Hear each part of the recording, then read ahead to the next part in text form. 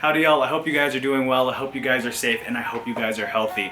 So, it is an absolute pleasure to be making videos for you guys and for your entertainment, so I thank you guys so much for people that are coming back to the channel and back to my videos. Today's video is going to be a personal project, basically me dyeing some shoes.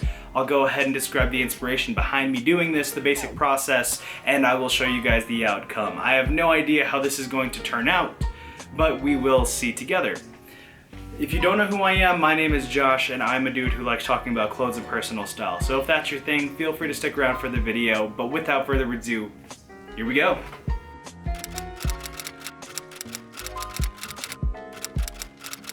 Right off the bat, I just wanted to say that the original idea came from an avant-garde designer named Boris Bijanseveri. I don't know if I'm saying that correctly, but he also has, he has his main brand, Boris Bijanseveri, but also has a diffusion line called 11 by BBS, which a lot of people can be familiar with. 11 by BBS did a collaboration with Salomon. Again, I don't know if I'm really pronouncing that correctly, but Salomon is basically a hiking shoe company.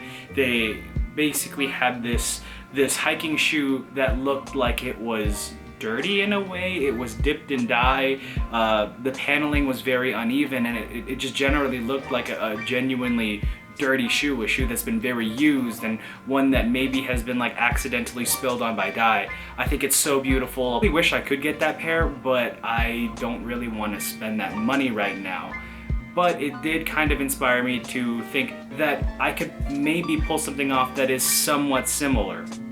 And if you guys would like to see an in-depth review of the shoes that I'm trying to reference here, I would very highly suggest that you go over to this other YouTuber, a really, really great guy. His name is David Mosier. I'm very, very sorry if I mispronounced that. But David Mosier, he does a lot of reviews on say CCP, a lot of avant-garde stuff. He did a specific review on the Boris Bijanseveri shoes that I am trying to emulate here. Yeah. Overall, amazing channel and a great guy. So go over there if you want to see his content. That is the original inspiration behind the shoe, and then the inspiration for the method of me doing this is actually by JC the Churro on Instagram and as well as YouTube. He does great videos about archive clothing and stuff. Well, he makes shoes, dip dyes Air Force Ones and then puts Virginia Creeper graphics on it, which are also very cool, very dope. Definitely check out his channel, check out everything that he does. Very big in the streetwear scene, but the way that he dyes his Air Force One is kind of the way that the inspiration that I drew to do what I'm going to be doing today. So let me show you guys the base shoe and then I'll describe to you the process. Base shoe is going to be the Asics Gel Kayano 5. Got them on Amazon for super, super cheap. Don't know if I'm even saying the name right, but if they're still up on Amazon, they're only like 60 bucks. So I'll put a link in the description if you are interested in them. But yes, the Asics Gel Kayano 5 is going to be the base model, just because they have different materials going throughout the entire shoe. There is going to be suede, a little bit of leather, a bunch of thread, as well as mesh. So those different materials are going to take to the dye in different shades, and that's what I really want. It's not gonna look exactly like the one by Boris Bijanseveri because obviously it's not the same shoe, but I am very hopeful for this one. If it doesn't work, I'll probably still wear it for exercise or something. It doesn't really matter. But this is the base shoe. Very cool. Got it for a pretty cheap price. What I'm going to be using to dye it is going to be some RIT black dye, liquid dye to be specific.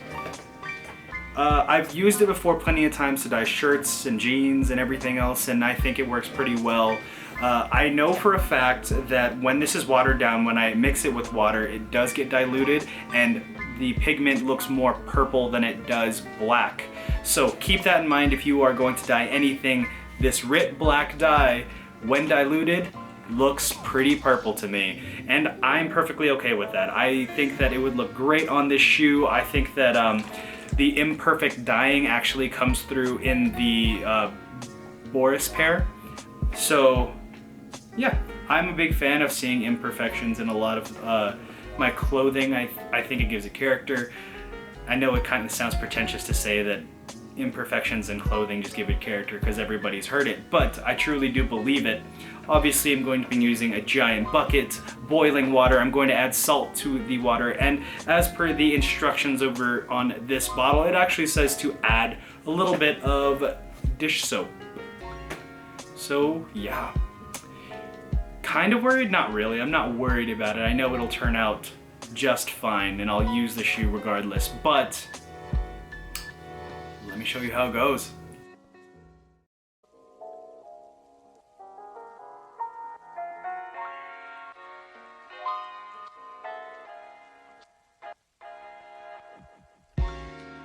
All right, stepping inside because it is way too hot to be out there for too long. I added the dye.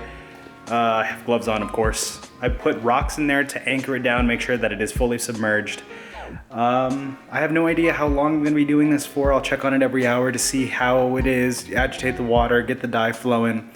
But so far so good, and no problems yet. But I will check back with you in just a second. One more thing to note, that when you're dyeing things, whether it be shoes, shirts, whatever it may be, dye actually always looks darker when it's fresh out of the water. It'll always look a lot darker, so when you say you wash it or you take all that excess dye off, usually the color comes out a lot lighter. So keep that in mind when you're dyeing things, that when it looks like when it's wet, will not be the same color when it comes out. But yeah, so far so good.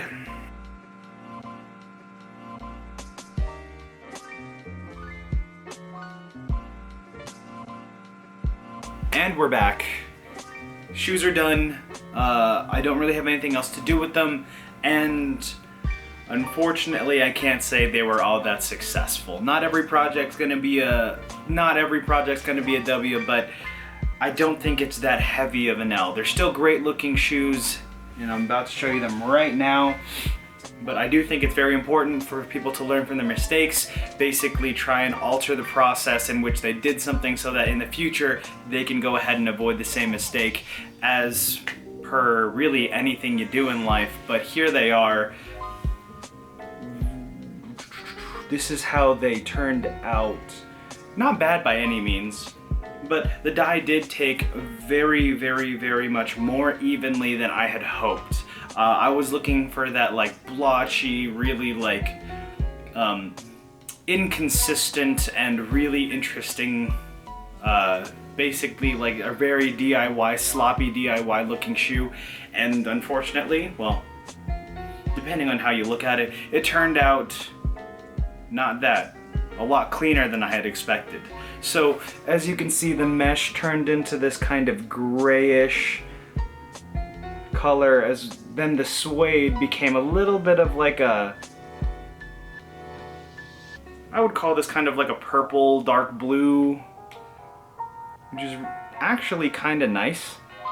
The leather became a light blue. Stitching stayed the same. What I find really interesting is that the cushioning technology that they use, the gel portion of it, actually took very quickly to the dye and became very dark blue. I know I said previously earlier in the video, usually black dye kind of comes off as purple. Well, this is the first time I've ever run into this. It turned very blue. So, I don't really know why, to be honest with you. I'm not entirely sure why blue is the main color that came through with this dye. I do believe that it is because the parts that are blue had an underlying tone of gray, so the mixture of the gray and the diluted black came out blue. So when you're dyeing things, it can be a little bit unpredictable, so keep that in mind. It's usually not going to turn out the color that you want it, unless you've been doing this repeatedly and you know exactly how to work it out. But yeah, I don't hate the shoe. I think it actually looks really cool. I'll try to wear it. It did shrink just a slight bit just because I put it in super hot water, but I think it'll still work out. There is a really interesting like leftover dye that's just on this part right here, and it's kind of hard to see. But other than that, yeah, pretty much an L. unfortunately, but I'm not all that mad about it. I'll still get use out of it. I'll try to make the best out of a bad situation and carry it over to other projects that I have in the future. I would love to show you more of my projects, and even if they are failures, so if you are interested in that, feel free to tell me in the comments down below. For the next DIY, if I decide to do this again and I want the same effect, what I think I'm going to do is partially dip it and basically position the shoe so that it's not completely submerged, because the complete submersion basically exposed the entire shoe to the entirety of the black dye, which is probably why it was so even. If I were to redo this, I would probably kind of try and hang it in the dye with a little bit of the top like not submerged. But I mean, that's a future project maybe that I will take on later on when I have the time for it. But what do you guys think? I'm very interested to see what you guys think about basically failed DIY projects. If you get discouraged, how you kind of move on. I'm trying to learn from this as much as I possibly can, and I would absolutely love to hear your feedback. And I think it is actually very important to show when things don't go all that well. But that's just me. So put it down in the comments below. Let's have a conversation. Like the video if you want, comment, please comment.